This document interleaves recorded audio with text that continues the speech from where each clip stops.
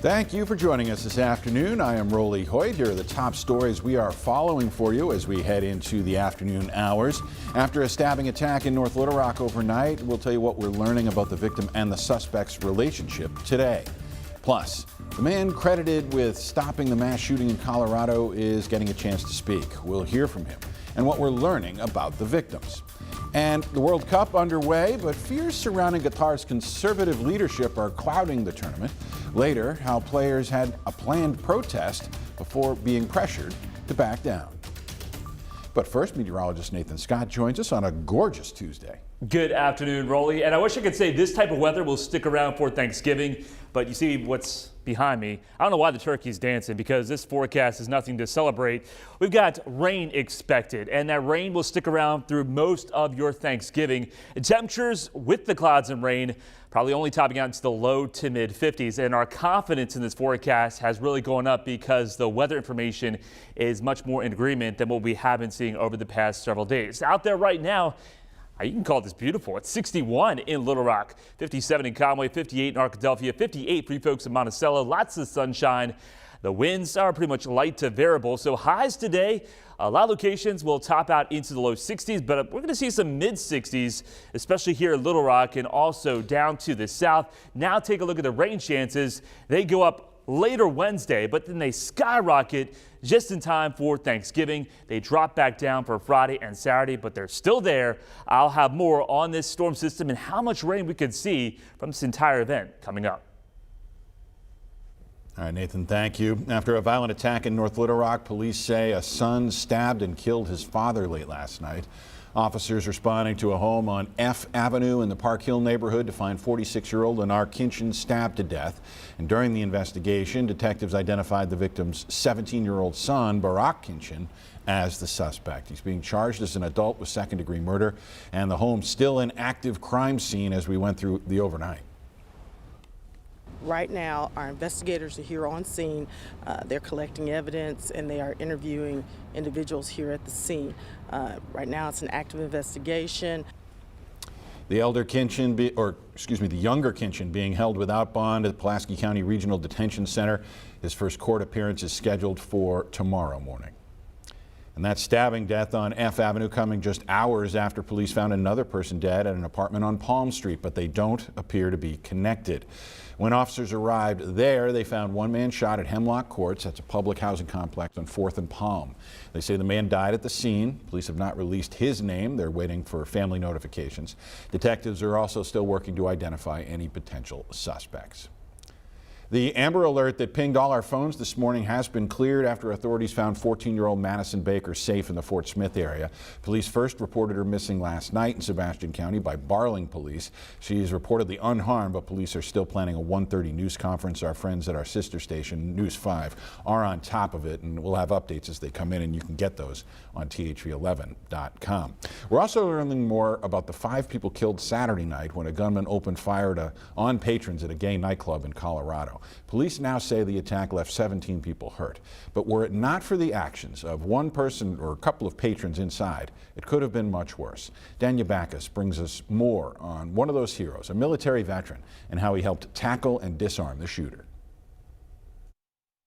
I'm not a hero, I'm just some dude. Richard Fierro didn't think twice about stopping the gunman who opened fire in the middle of a Colorado Springs nightclub Saturday night. I hit him with the gun, his gun, not mine. I grabbed it and I hit him with it. I kept hitting him with it. The U.S. Army veteran who was at the club with his wife, daughter, and her boyfriend, Raymond Green Vance, says he wanted to save his family. That family was, at that time, everybody in that room. Vance, along with Ashley Paw, Kelly Loving, and bartenders Derek Rump and Daniel Aston were killed. My daughter got to spend her last day with him, happy. 5 crosses have been placed at this growing memorial outside of Club Q. The city's mayor says he doesn't want his community to be defined by the tragedy, but the response.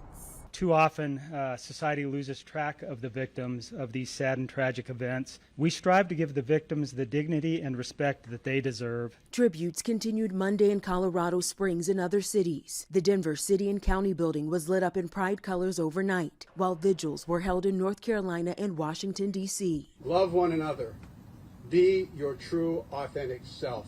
Police are still determining the motive of the suspect, 22-year-old Anderson Lee Aldrich, who remains hospitalized. He faces 5 counts of first-degree murder and 5 counts of committing a bias-motivated crime. Danya Backus, CBS News, Colorado Springs.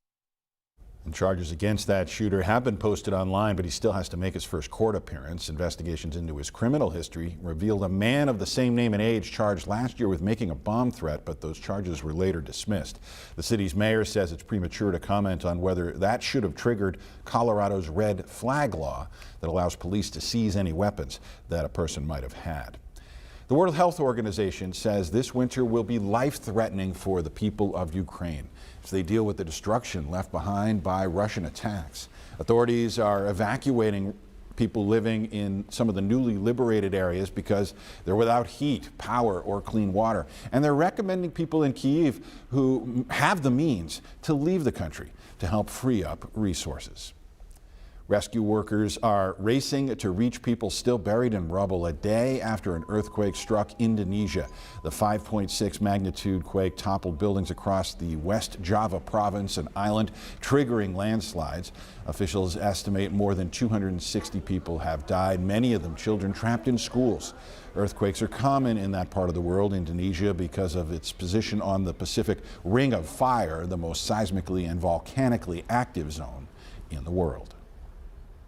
Well, it's day 3 of soccer's World Cup, but controversy continues to dog the host nation, Qatar. The captains from 7 teams had planned to wear a rainbow One Love armband during their matches. They wanted to show support for diversity and inclusivity in a country that limits the rights of LGBT people. But they backed down after threats of disciplinary action on the field by soccer's governing body. Holly Williams looks at how this Islamic nation's treatment of members of that community is affecting the world of soccer. Stonewall FC in London says it's the world's most successful LGBT+ soccer club. They take the game very seriously. They're looking forward to the World Cup, but they're also worried, because the host country, Qatar, is a conservative Islamic nation where sex outside of marriage is illegal and homosexuality can be punishable by death. I know for a fact there would be no circumstance that I would be comfortable in Qatar attending the World Cup, going to matches. I feel it's been tarnished by the legacy of a country that has so much work to do. The ruler of Qatar insists everyone is welcome at the World Cup, including gay soccer fans. The World Cup is a great opportunity for people from different parts of the world to come and experience our culture. We welcome everybody, but also we expect and we want people to respect our culture. But Dr. Naz Mohammed says he was the first Qatari to come out publicly as gay earlier this year and claims he received death threats as a result. He lives and practices medicine in San Francisco. How frightening was it for you to come out as a Qatari? Very. Honestly, I have never been so afraid. He believes he'd be arrested if he went back to Qatar. Qatar does not have the resources right now during the World Cup to go out of their way hunting LGBT people. So what you're saying is this is a show, this is a veneer. Qatar is going to welcome foreign fans who may be gay whilst continuing to persecute gay Qataris. Yes. So they have to accept. When one of Qatar's World Cup ambassadors was interviewed by German television, the veil slipped as he suggested homosexuality was a sickness. Because the damage in the mind. Members of Australia's World Cup team recently made this video. But in Qatar, people are not free to love the person that they choose. Demanding Qatar change its laws. And the decriminalisation of all same-sex relationships.